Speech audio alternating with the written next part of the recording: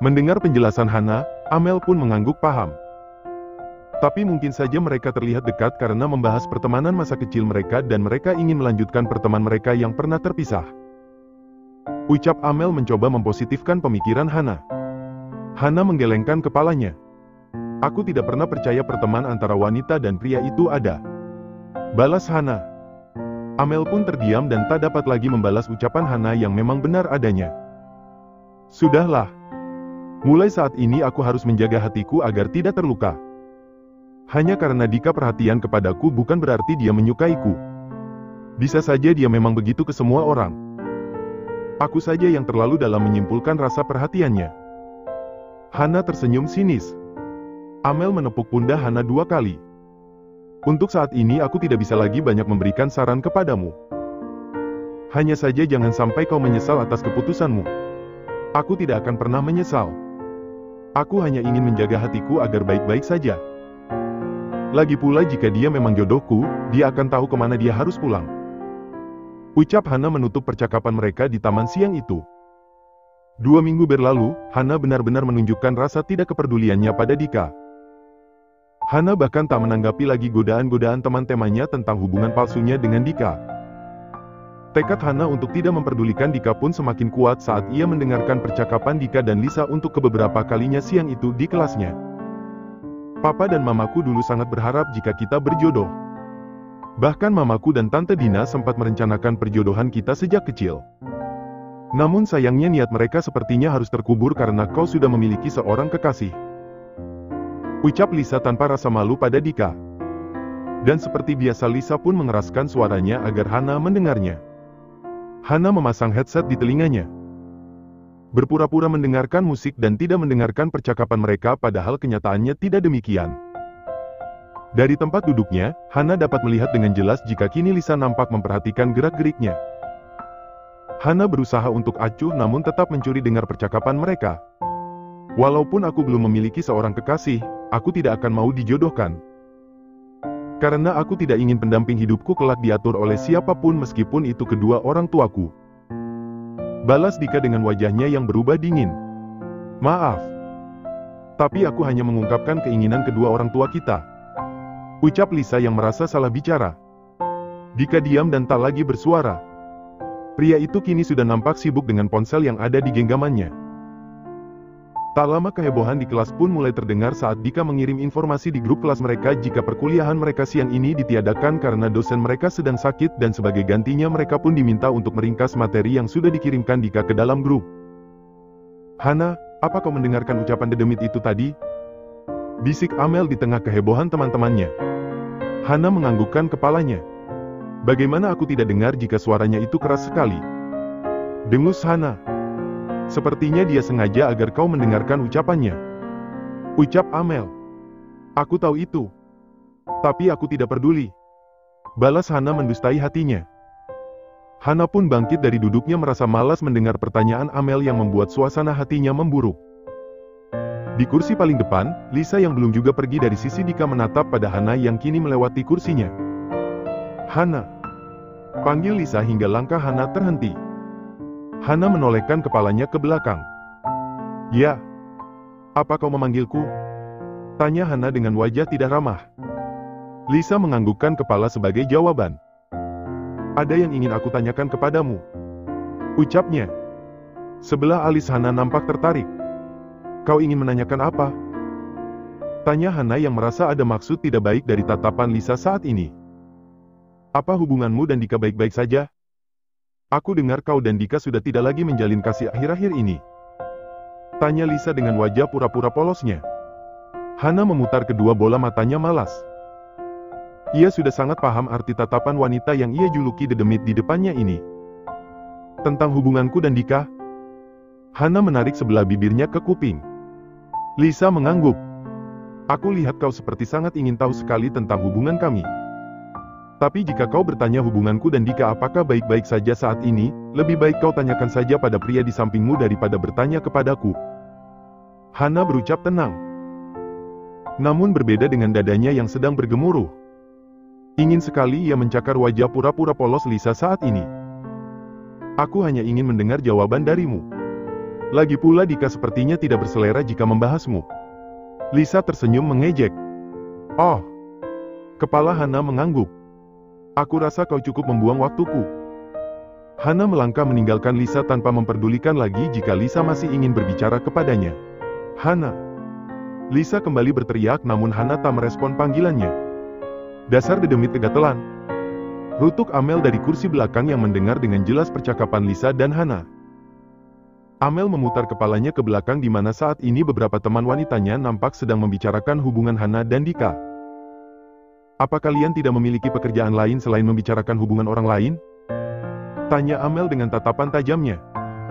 Kucuran air yang mengalir deras dari keran mulai menggenangi kedua telapak tangan Hana yang menengadah di bawahnya. Hana menatap kosong pada cermin di depannya tanpa sadar jika kini air yang ia tampung sudah melimpah keluar dari telapak tangannya. Cinta memang membodohkan. Hana menggelengkan kepalanya.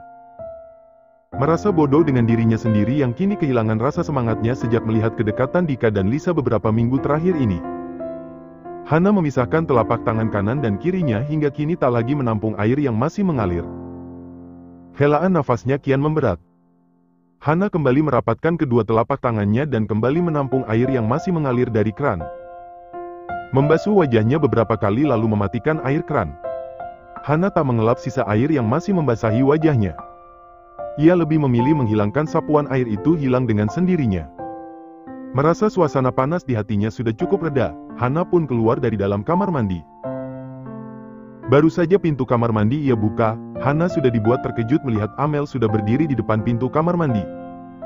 Hana, apa kau oke? Tanya Amel dengan wajah menunjukkan kekhawatiran. Hana menggelengkan kepalanya. Aku tidak oke. Jawabnya jujur. Lagi pula ia sudah malas membohongi sahabatnya itu yang pasti tahu bagaimana kondisi hatinya saat ini. Amel menabrak tubuh Hana lalu memeluk Hana erat. Wanita dedemit itu benar-benar terkutuk. Lihat saja aku akan membalas perbuatannya padamu. Ucap Amel sambil memeluk tubuh Hana erat. Hana tertawa. Kau tidak perlu melakukannya. Biarkan saja dia. Lagi pula sekarang aku sudah mulai baik-baik saja. Balas Hana sambil menepuk lembut punggung Amel. Tidak bisa. Dia itu sengaja mau mempermalukanmu, Hana. Tekan Amel. Kita tidak perlu melakukan apa-apa. Biarkan saja dia mau melakukan apa. Jika kau ataupun aku membalas perbuatannya, itu sama saja kita menunjukkan pada Dika jika aku masih mengharapkan Dika menjadi kekasih pura-puraku. Ucap Hana setelah pelukan mereka terlepas. Tapi Hana, ucapan Amel terputus sebab Hana langsung memotongnya. Sudahlah. Lebih baik kita keluar. Tidak etis sekali kita melakukan sesi curhat di kamar mandi. Seloroh Hana. Amel mendengus. Di kondisi serius seperti ini Hana tetap saja mengajaknya bercanda. Ayo keluar. Hana menarik tangan Amel keluar dari dalam kamar mandi. Kau ini. Amel hanya bisa menggeleng dengan sikap sahabatnya. Setelah keluar dari dalam kamar mandi, Hana dan Amel memutuskan untuk tidak masuk ke dalam kelas dan lebih memilih duduk di taman tempat biasa mereka bercerita jika ada waktu senggang. Hana, apa kau benar-benar ingin mengakhiri sandiwara yang kau buat? Tanya Amel setelah mendengar Hana ingin mengakhiri sandiwaranya. Hana mengangguk. Lagi pula sekarang Kak Hans sudah tidak lagi menggangguku. Dan aku juga tidak ingin kulkas 12 pintu itu semakin terusik dengan status pura-pura yang aku buat. Apalagi saat ini seangkatan kita pasti heboh setelah mendengar ucapan Lisa tadi. Apa kau yakin? Bagaimana setelah ini kau akan memasuki kembali masa di mana hidupmu terganggu dengan banyaknya pria yang mencoba mendekatimu? Hana mengangkat kedua bahunya acuh. Aku tak lagi memperdulikannya. Aku tinggal memblokir setiap kontak yang mengganggu dan menjalani hidup normal seperti biasanya. Amel menepuk pundak Hana 2 kali. Aku percaya kau sudah mengambil keputusan yang tepat. Hana mengangguk seraya tersenyum. Aku. Ucapnya membusungkan dada ke depan. Amel mendengus lalu tertawa. Jadi kapan kau akan mengatakan jika hubungan kau dan Dika sudah berakhir? Tanya Amel. Mungkin beberapa minggu lagi. Bukannya tidak mau mempercepat. Hanya saja aku ingin memberikan waktu pada dedemit itu merasa menang di atas penderitaanku karena dekat dengan Dika padahal tidak demikian. Hana tertawa hambar. Amel memeluk pundak Hana dengan lengannya. Lagi pula bagaimana kau bisa cemburu sedangkan Dika sesungguhnya bukanlah kekasihmu? Seloroh Amel. Kali ini Hana yang mendengus. Memukul pelan lengan Amel yang masih bertengger di pundaknya. Kau mengejekku, ya? Rutuknya yang dibalas Amel dengan tertawa. Aduh, bagaimana ini? Hujannya mulai lebat. Hana menambah kecepatan motornya saat merasa air hujan mulai berjatuhan dengan deras membasahi wajah dan tubuhnya. Hana pun meminggirkan motornya saat melihat sebuah pohon besar di pinggir jalan. Mematikan motornya lalu membuka jok belakang motor untuk mengambil mantel. Sial sekali. Aku lupa memasukkan mantelnya. Gerutu Hana mengingat jika mantelnya belum sempat ia masukkan kembali ke dalam jok motor setelah dijemur kemarin. Sudahlah, lebih baik aku lanjut jalan saja. Lagi pula hujannya belum tentu akan reda sebentar lagi. Ucap Hana lalu kembali menaiki motornya tanpa memperdulikan jika hujan semakin deras membasahi tubuhnya. Tin, tin. Suara klakson mobil yang melaju di belakang motornya membuat Hana yang sedang fokus pada jalanan terkejut. Hana pun refleks memutar kepalanya untuk melihat siapakah yang mengklaksonnya sedangkan kondisi jalan sedang sepi sebab para pengendara motor banyak yang berhenti di sepanjang ruko yang dilewatinya. Mengetahui siapakah pemilik mobil di belakangnya, Hana pun menambah kecepatan motornya. Untuk apa dia mengikutiku? Gerutu Hana dengan bibir yang mulai bergetar. Cit! Hana terpaksa mengerem mendadak motornya sebab mobil yang mengikutinya kini berhenti di depannya. Pintu mobil pun terbuka, Dika nampak keluar dari dalam mobilnya sambil memegang payung di tangannya. Kenapa kau tidak berhenti untuk berteduh? Apa kau tidak melihat hujannya cukup deras? Cecar Dika saat sudah berada di depan Hana lalu memayungkan tubuh Hana yang basah dengan payung di tangannya. Hana mengangkat wajahnya yang basah. Menatap pada wajah Dika yang nampak mencemaskan keadaannya. Peduli apa kau terhadapku? Hana menjauhkan tangkai payung di tangan Dika dari wajahnya hingga kini tubuhnya kembali basah terkena air hujan. Hana. Dika menggeram. Kembali memayungkan tubuh Hana. Hana kembali mencoba menjauhkan payung dari atas kepalanya namun Dika menahannya. Aku ingatkan kepadamu, Dika. Kau tidak perlu repot-repot memperdulikan keadaanku. Aku sudah dewasa dan aku tahu mana yang baik untuk diriku. Lagi pula kau hanya pacar bohongan yang aku ciptakan. Jadi jangan bersikap seolah-olah kau adalah kekasih sungguhanku. Ucap Hana menatap tajam pada Dika. Dika terdiam. Membalas tatapan Hana tak kalah tajam setelah Hana mengatakan hal yang membuat dadanya bergemuruh. Melihat diamnya Dika, Hana pun menggunakan kesempatan itu untuk memundurkan motornya.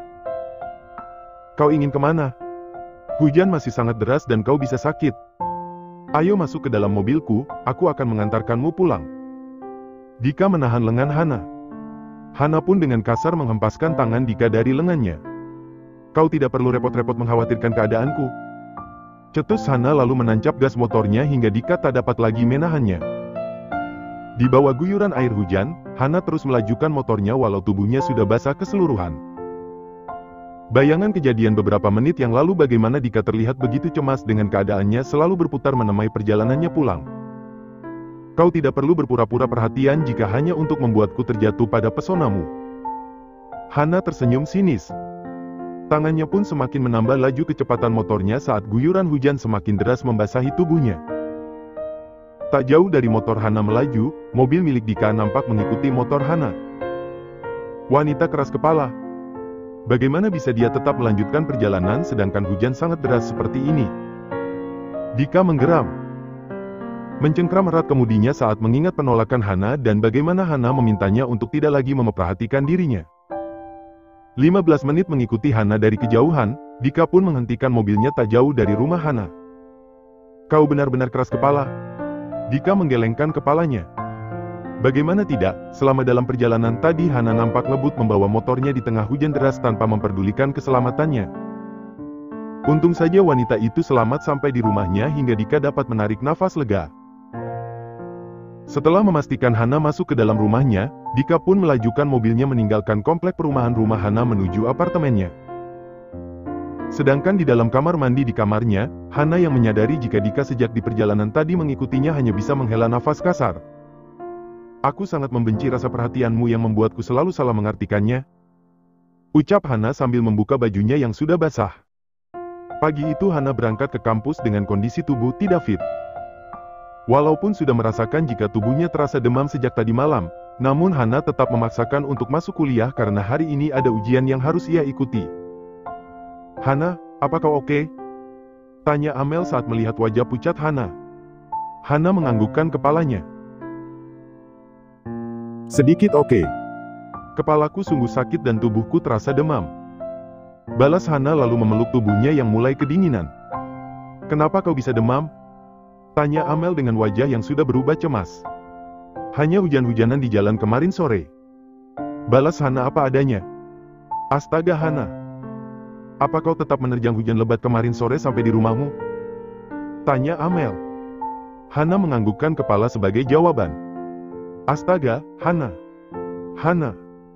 Amel menggelengkan kepalanya, merasa tak habis pikir dengan tindakan Hana. Dari kursi depan, Dika yang sejak tadi mencuri dengar pembicaraan Amel dan Hana nampak menghela nafas panjang saat mengetahui efek keras kepala Hana membuatnya jadi sakit saat ini. "Jika kau tidak kuat untuk ujian, lebih baik ku mengikuti ujian susulan saja," saran Amel. "Aku masih bertenaga hanya untuk ujian saja. Setelah ujian aku akan langsung pulang," balas Hana. "Tapi wajahmu sudah mulai pucat, Hana." "Sudahlah. Lagi pula aku sudah duduk di kelas ini dan kau menyuruhku untuk pulang begitu saja. Sangat tidak bermanfaat sekali tenagaku datang ke kampus," decak Hana. Amel menghela nafas panjang dan tak lagi meminta Hana untuk pulang.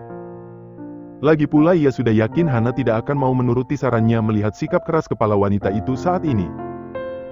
"Terserah kau saja," balas Amel kemudian. Hana tersenyum. Dalam hatinya ia tertawa melihat wajah Amel yang nampak cemas sekaligus kesal karena sikapnya. 5 menit berlalu, dosen pengajar pun masuk ke dalam kelas. Jarak tempat duduk mereka pun mulai direnggangkan karena ujian akan segera dimulai. "Semangat Hana!" Amel mengepalkan tangannya di udara. "Semangat!" balas Hana dengan tangan yang turut terkepal di udara. Sebelum membaca kertas ujian di depannya, Hana lebih dulu menghela nafas panjang saat merasa kepalanya benar-benar sakit. "Kepalaku berat sekali," lirih Hana lalu menjatuhkan wajahnya di atas meja. "Hana, ada apa?" tanya Amel sambil menunduk agar dapat melihat wajah Hana. "Kepalaku sakit dan berat," gumam Hana. Amel menaruh sebelah tangannya di kening Hana. "Astaga Hana, keningmu panas sekali," ucap Amel dengan wajah berubah cemas. "Badanku semakin tidak enak," keluh Hana. "Hana, lebih baik sekarang kita pulang. Aku akan mengantarkanmu ke rumah," ajak Amel. Hana mengangkat kepalanya. "Bagaimana dengan motorku?" tanya Hana. "Aku akan meminta bantuan teman kita nanti untuk membawanya ke rumahmu," balas Amel. "Baiklah." Hana menegakkan kembali tubuhnya. "Apa kau kuat untuk berdiri?" tanya Amel saat Hana kembali memegang kepalanya. "Ya, aku kuat," balas Hana seraya tersenyum. Saat hendak melangkah keluar dari dalam kelas, Hana mengurungkan niatnya saat Lisa datang menghampirinya. Dedemit ini mau apa lagi?" cetus Amel menatap tak suka pada Lisa. Lisa menulikan telinganya seakan ucapan Amel tak berarti apa-apa untuknya.